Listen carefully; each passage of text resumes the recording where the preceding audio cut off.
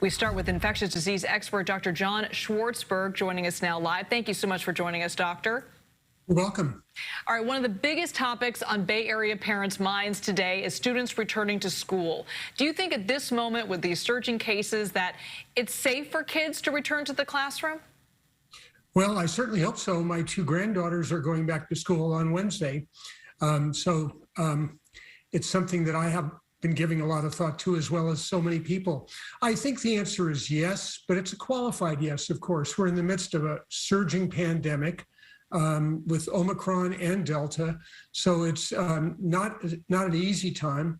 On the other hand, we know how to keep kids safe with testing before and carefully masking.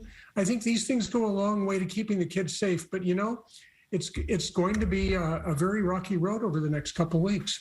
Have you seen it all with your more research on this virus that kids are getting it from each other, or do you find that it's more adult transmission to children? It's more adult transmission to children than we're seeing kids to kids. That's not to say kids won't pass it to each other. They certainly do. But we're seeing an awful lot of transmission from mom and dad, grandma and grandpa, friends of the family. You know, the highest rates right now are in people 30 and lower.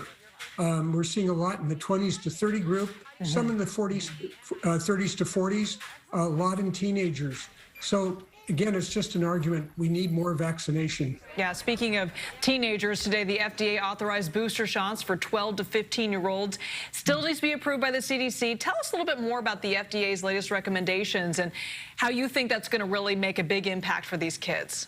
I think it's going to make an impact. We know that a third jab, that is really being up to date with that third jab, gives considerable protection against Omicron.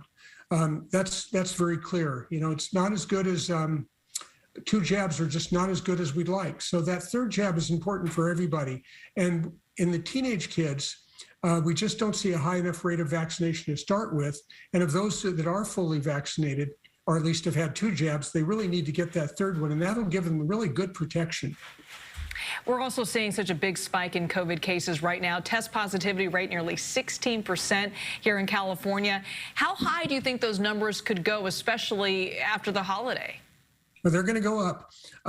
If you look down in the southeastern states like Florida, New Orleans, in Louisiana, the rates are 17, 18 there per 100,000. So the rates are clearly going to go up. We're going to see the New Year's Eve effect for about a week. Okay. And so we'll continue to see that rise. I don't know where it's going to peak out, but my hope is we'll see that peak within the second week of this month.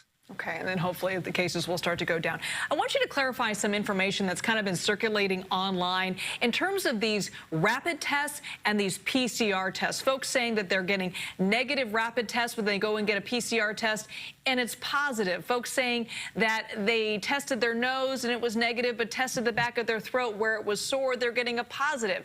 What's to make of all of this kind of confusion on the accuracy of these home tests? Yeah, you know, it's very confusing, and no one can really keep it completely straight unless you just study it every day. Right. So bottom line, the PCR test is the gold standard for picking up the RNA of the virus. That's the genetic material of the virus. It's the most sensitive by far. And the best way to do it is go all the way back through the nose to the back of the throat, that brain tickling sample that people joke about. It's not comfortable. Pretty good is what's called the mid-turbinate, or about half an inch to an inch into the nose. And that's what we do mostly because it's almost as good.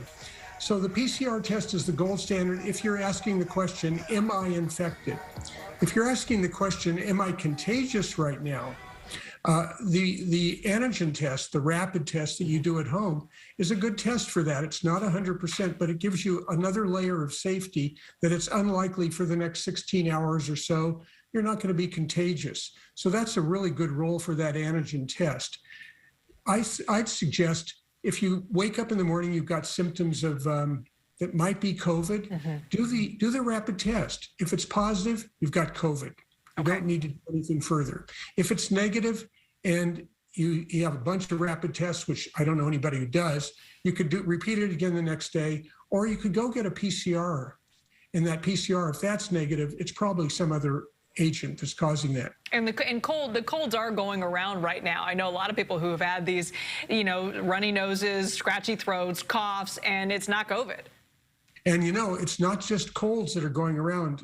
Looking at the CDC data today, it's looking like, unfortunately, we're going to have an average influenza year. And an average influenza year translates into somewhere between 25 and 35,000 excess deaths and hundreds of thousands of hospitalizations. Last year we were blessed with essentially no influenza, but this year it looks like it's going to be average. Okay. So we're going to have Omicron, Delta, and influenza to contend with, along with a couple other viruses. It's going to be a rough January. Just as with all the anxiety, no question. All right, Dr. John Schwartzberg, thank you for helping us make some sense of all of this. You're welcome. Thank you. Stay safe.